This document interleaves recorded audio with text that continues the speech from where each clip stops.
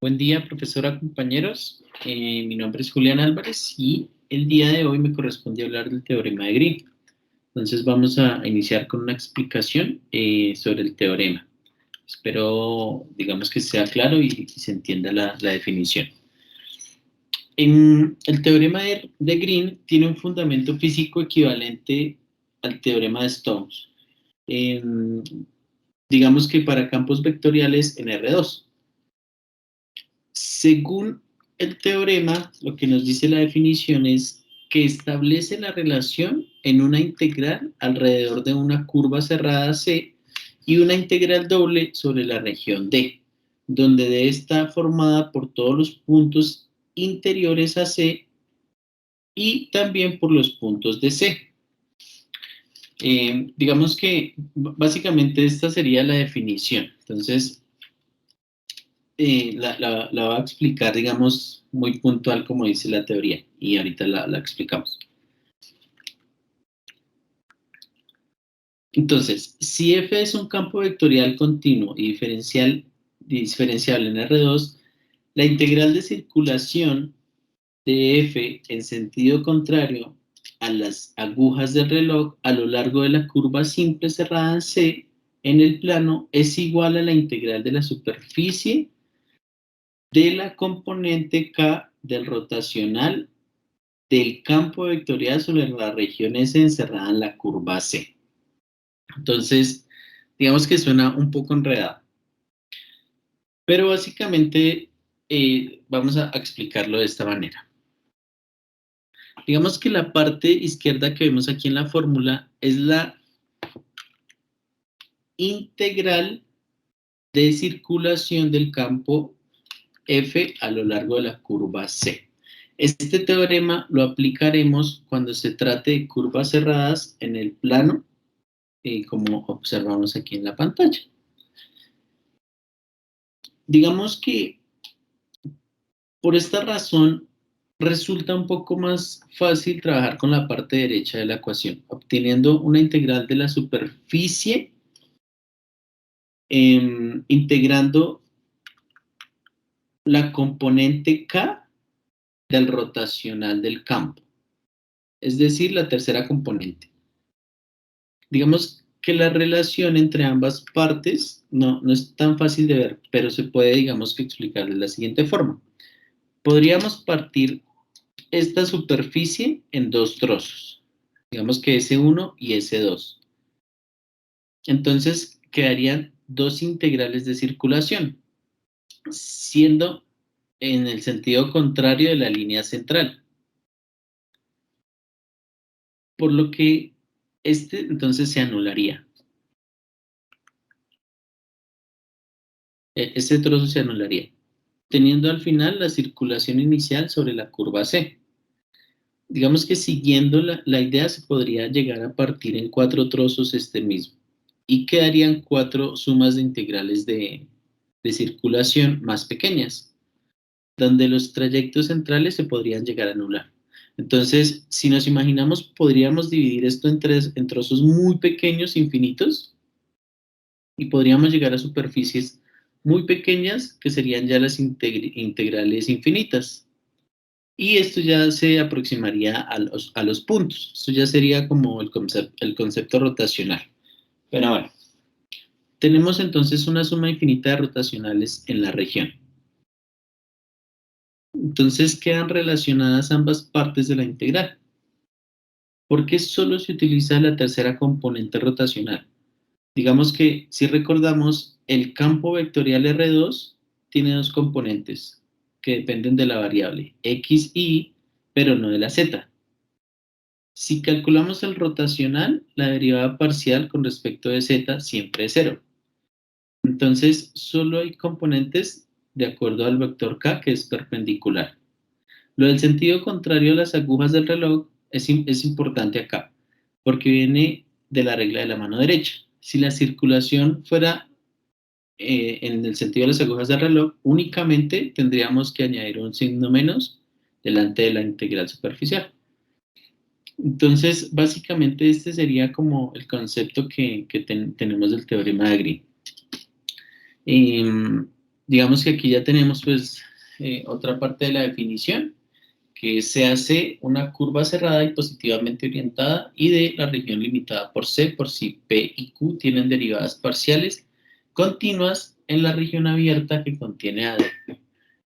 Entonces, básicamente este es el teorema de Green. Digamos que espero haya sido un poco claro y se hayan despejado algunas dudas. Con esto pues terminaríamos la explicación. Muchas gracias para todos y espero que estén muy bien.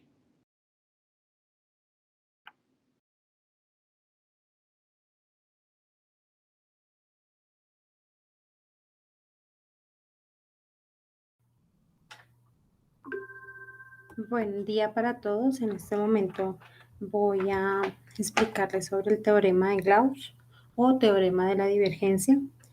Este teorema fue creado por Carl Friedrich Gauss, quien establece que el flujo del campo eléctrico que atraviesa una superficie cerrada es igual a la carga neta situada en su interior dividida por la constante dieléctrica del medio. Esto quiere decir que la magnitud de la cual hablamos es igual al flujo, siendo este quien permitirá calcular el campo eléctrico con relación a la distribución de la carga. Esta carga puede ser simétrica, cilíndrica, esférica, siempre teniendo en cuenta la distribución uniforme o en su caso si es plana o se encuentra digamos como en una placa. Si tomamos un referente conceptual, pues podemos decir lo siguiente. Si F es un campo vectorial continuo y diferenciable en R, el flujo del campo F a través de una superficie cerrada S en dirección del vector unitario normal exterior a la superficie es igual a la integral de la divergencia del campo sobre la región D encerrada por la superficie. Podemos ver acá la ecuación. Al lado izquierdo pues nos va a mostrar el flujo del campo. Esto pues a través de la superficie S sumado al vector unitario normal exterior.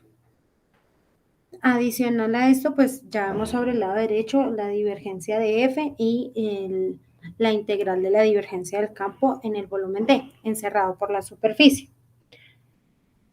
Si damos solución a esta ecuación, podemos obtener o un flujo positivo o un flujo negativo. ¿De qué depende esto?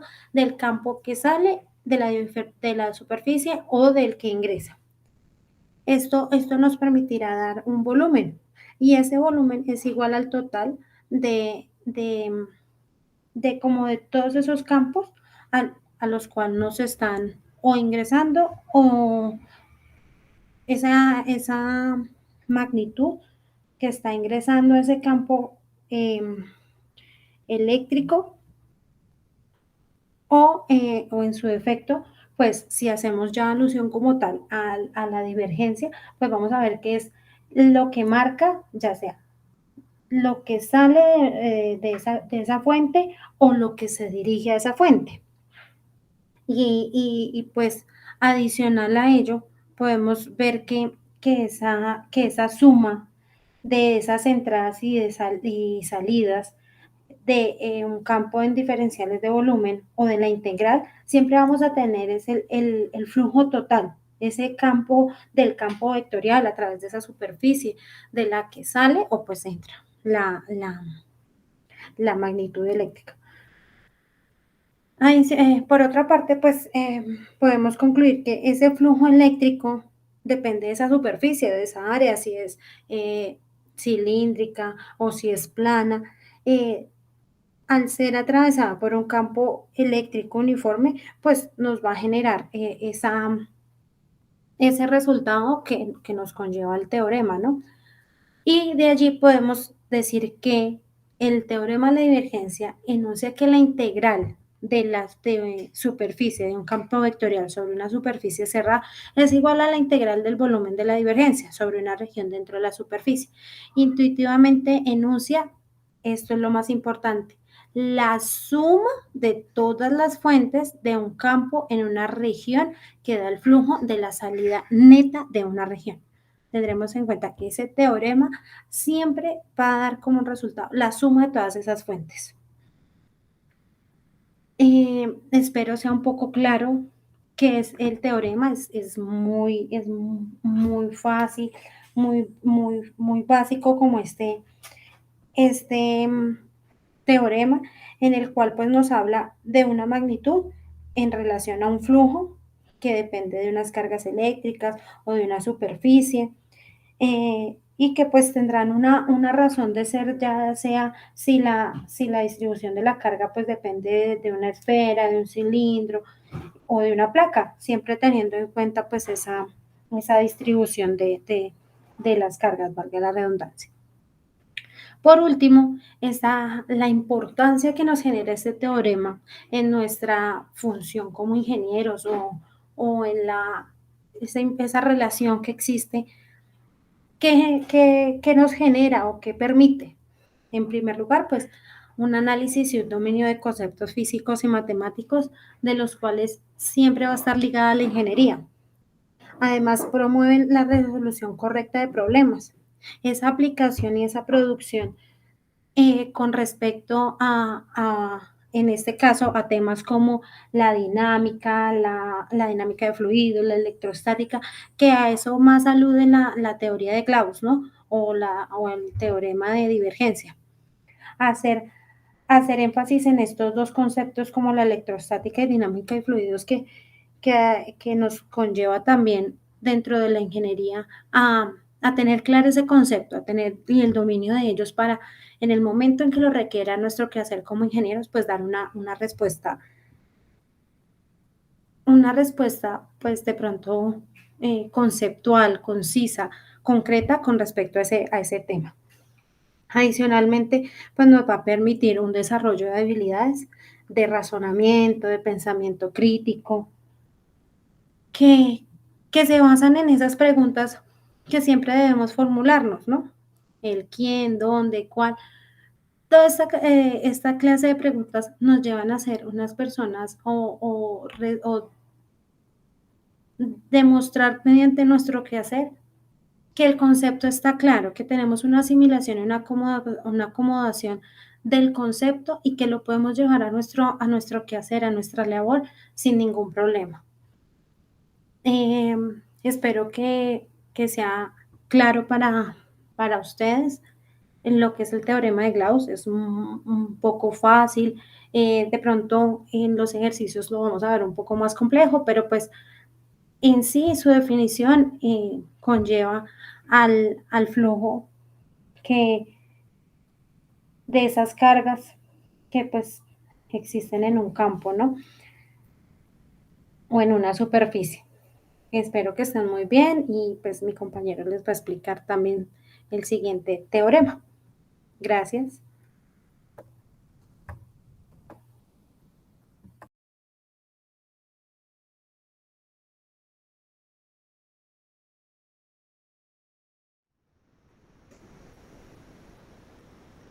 Buenas tardes, mi nombre es Miguel Ernesto Suárez, estudiante del programa de Ingeniería de Sistemas de la Fundación Universitaria del Área Andina.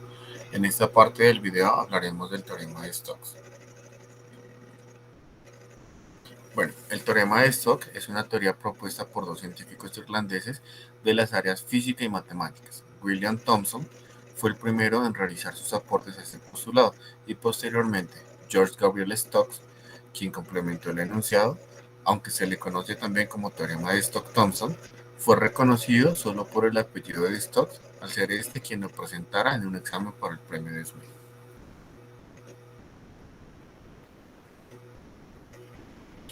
Este teorema relaciona la integral de una superficie del rotacional de un campo vectorial con una integral de línea alrededor de la frontera de esa superficie. En la siguiente gráfica podemos observar la curva, la superficie y el campo vectorial.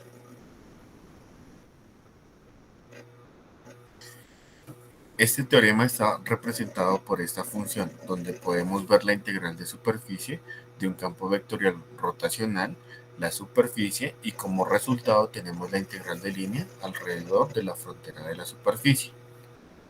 La integral de superficie del lado izquierdo se puede ver como la suma de todas las pequeñas partes de rotación del fluido sobre la superficie. El vector describe la rotación del fluido en cada punto, y al hacerle el producto punto con un vector unitario normal a la superficie, se extraen las componentes de esa rotación del fluido que ocurren en la superficie misma. En esta diapositiva encontramos una imagen donde observamos cómo se puede representar gráficamente y una definición de lo que es el teorema de Stokes. Este nos dice: define el campo vectorial de línea que se encuentra dentro de un campo vectorial F, la cual tiene una dirección tangencial apuntando a la curva C. Se dice que esta entonces será igual a la integral de la superficie, la cual se halla en la circulación del campo F con la que limita dicha superficie. Es así como se concluye la orientación de la curva C, que es positiva, y que la superficie S igualmente está orientada positivamente. Este teorema está directamente relacionado con otros teoremas, como el de Green y el de Gauss, fundamentales en la matemática y la física, dos ciencias relacionadas entre sí. Este tipo de teoremas son útiles para pasar de una ecuación diferencial a una ecuación integral.